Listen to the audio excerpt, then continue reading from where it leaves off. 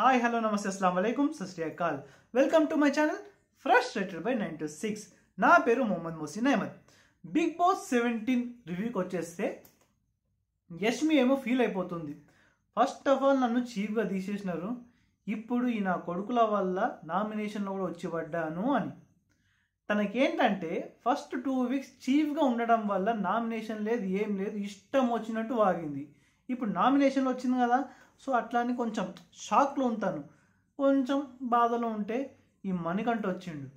మణికంఠని నేను second డేనో third డేనో చూసినప్పుడు ఆ బిగ్ బాస్ రూమ్లో, బిగ్ బాస్ నాకు నా వైఫ్ కావాలి, నాకు నా పిల్లలు కావాలి, నాకు నా స్టెప్ ఫాదర్ కావాలి అని ఏడుస్తుంటే వీడేంది అపరిచితుడుగాడు అనుకున్నా.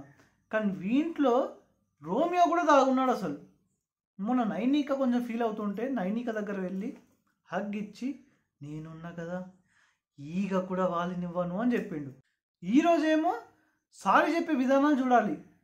పడుకున్నాడు వచ్చి మంచిగా బెడ్ మీద సారీ అని చెప్తుండు, నిలబడి సారీ అని చెప్తుండు, హగ్ ఇచ్చి సారీ అని చెప్తుండు.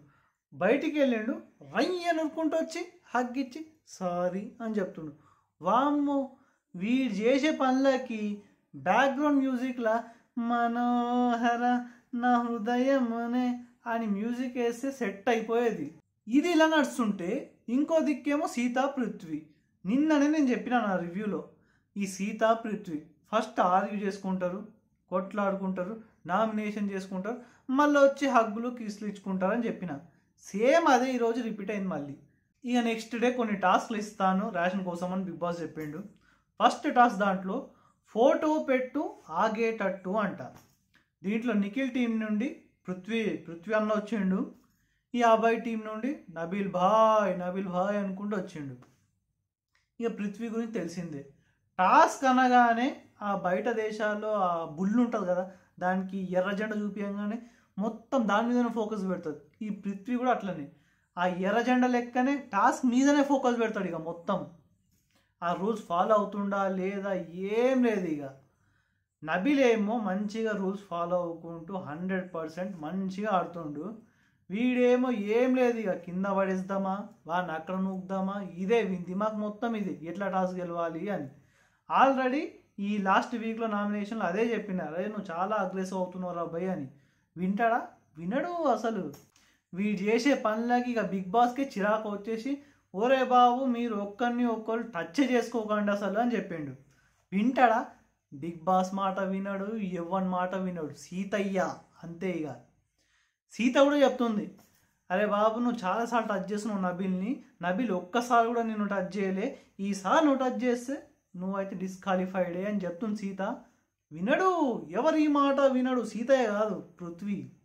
సీత యాజ్ ఎ సంచాలక్ ఆదిత్యం స్టైల్లో చెప్పాలంటే సూపర్. అసలు పృథ్వీ వీళ్ళ టీంలోనే ఉన్నాడు, అయినా సరే రే పృథ్వీ నువ్వు అస్సలు వింటలేవు, డిస్క్వాలిఫై అని చేసేసింది. ఇక బిగ్ బాస్కి కూడా ఇదేం లోలిరా బై, జరా ట్రాక్ మార్చుదామని బండి తిప్పిండు, లవ్ ట్రాక్కి మార్చిండు బండిని. నేను ఇక ఏ యాంగిల్ క్రియేట్ చేస్తాడో లవ్లో అనుకున్నా, కానీ ఈ యాంగిల్ ఈ నిఖిల్ ఇంకా సీత ఈ యాంగిల్ అయితే నేను అస్సలు ఎక్స్పెక్ట్ చేయలేదు. ఎందుకంటే ఫస్ట్ సీత ఈ నిఖిల్ అంటే అస్సలు పడకపోయేది సీతకి. నిఖిల్ ఇట్లా చెప్పిండు, పక్కకెళ్ళి ఆడిపో అని చెప్పిండు, ఇదే నా పద్ధతి అని చెప్పింది. మళ్ళీ నెక్స్ట్ లాస్ట్ వీక్లోనే నిఖిల్ని నామినేట్ చేసింది. సో నేనైతే అసలు ఎక్స్పెక్టే చేయలే ఈ యాంగిల్. బట్ ఒక పక్క వీళ్ళే నడుస్తుంటే ఇంకో పక్క పృథ్వీ ఇంకా యష్మిది. యష్మి ఇక్కడ ఇన్వాల్వ్ లేదు, కానీ సోనియా చెప్తుంది ఏం నడుస్తుందిరా నీకు యష్మి మధ్యలో అని చెప్తుంది. సోనియాకి ఏమో విష్ణుప్రియ వచ్చి అడిగితే నన్ను నీ అడల్ట్రేటెడ్ కామెడీలో అయితే గుంజకు అని చెప్పింది. కానీ సోనియా అయితే ఏమైనా అడగచ్చు. ఓకే, విష్ణుప్రియ ఇంకా సోనియా బాండ్ అంత క్లోజ్గా లేదు, బట్ ఇక్కడ సోనియా ఇంకా యష్మి బాండ్ కూడా క్లోజ్గా లేదు. సో థర్డ్ పర్సన్ అయితే ఇన్వాల్వ్ చేస్తుంది కదా, అలా చేయడం కూడా తప్పే కదా, అడల్ట్రేటెడ్ ఇప్పుడు కాదా.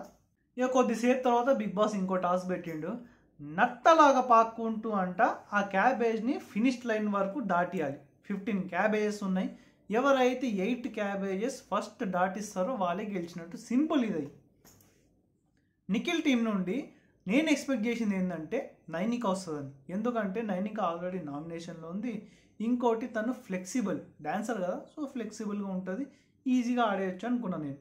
బట్ సోనియా వచ్చింది, ఎక్స్పెక్ట్ చేయలేదు నేను.